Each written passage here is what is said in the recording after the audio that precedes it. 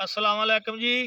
ਅੱਜ ਅਸੀਂ ਗੱਲ ਕਰਾਂਗੇ ਜੀ ਸ਼ੇਰੇ ਪੰਜਾਬ ਲਾਲਾ ਅਬੈਦੁੱਲਾ ਕੰਬੋ 42 ਲੋਪੋਕੀ ਵਾਲੇ।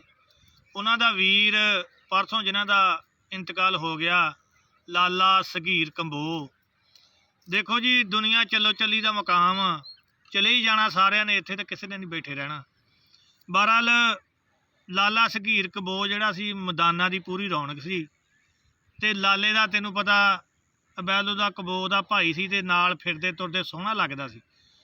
ਤੇ ਬੜਾ ਅਫਸੋਸ ਹੋਇਆ, ਬਹੁਤ ਦਿਲ ਨੂੰ ਸਦਮਾ ਵੀ ਹੋਇਆ। ਤੇ ਇੱਕ ਸਿਲਸਿਲਾ ਜਿਹੜਾ ਉਹ ਲਾਲੇ ਦਾ ਜਾਣੀ ਨਾ ਬੰਦ ਹੋ ਗਿਆ। ਤੇ ਬਾਕੀ ਦੇਖੋ ਜੀ, ਲਾਲਾ ਕਬੱਡੀ ਤੇ ਉਹਦਾ ਇੱਕ ਸ਼ੋਭਾ ਸੀ। ਉਸ ਤੋਂ ਇਲਾਵਾ ਵੀ ਲਾਲਾ ਸਗੀਰ ਬਹੁਤ ਨਾਈਸ ਆਦਮੀ ਸੀ, ਬਹੁਤ ਸ਼ੁਗਲ ਵਾਲਾ ਆਦਮੀ ਸੀ, ਤੇ ਯਾਰਾਂ ਦਾ ਯਾਰ ਸੀ। ਤੇ ਇਸ ਕਰਕੇ ਰਮਜ਼ਾਨ ਸ਼ਰੀਫ ਦਾ ਮਹੀਨਾ ਵਾ, ਤੇ ਲਾਲੇ ਦੇ ਭਾਈ ਵਾਸਤੇ ਸਾਰੇ ਦੋਸਤ ਜਿੱਥੇ ਜਿੱਥੇ ਤੱਕ ਮੇਰੀ ਆਵਾਜ਼ ਜਾਂਦੀ ਆ, ਉਹਨਾਂ ਦੀ ਬਖਸ਼ਿਸ਼ ਤੇ ਮਫਰਤ ਵਾਸਤੇ ਦੁਆ ਕਰਨ ਸਾਰੇ ਵੀਰ। ਤੇ ਅੱਲਾ ਦੀ ਯਾਦ ਉਹਨਾਂ ਨੂੰ ਜੰਨਤ ਦੇ ਵਿੱਚ ਘਰ ਦੇਵੇ। ਬਹੁਤ ਸਦਮਾ ਤੇ ਬਹੁਤ ਜਾਣੀ ਦੁੱਖ ਮਹਿਸੂਸ ਹੋਇਆ। ਬਾਕੀ ਅਸੀਂ ਉਹਨਾਂ ਦੇ ਵਾਸਤੇ ਬਾਈ ਦੁਆ ਹੀ ਕਰ ਸਕਦੇ ਹਾਂ, ਕਿਉਂਕਿ ਆਖਰੇ ਦੁਨੀਆ ਹਰ ਇੱਕ ਨੇ ਛੱਡ ਕੇ ਹੀ ਜਾਣੀ ਹੈ।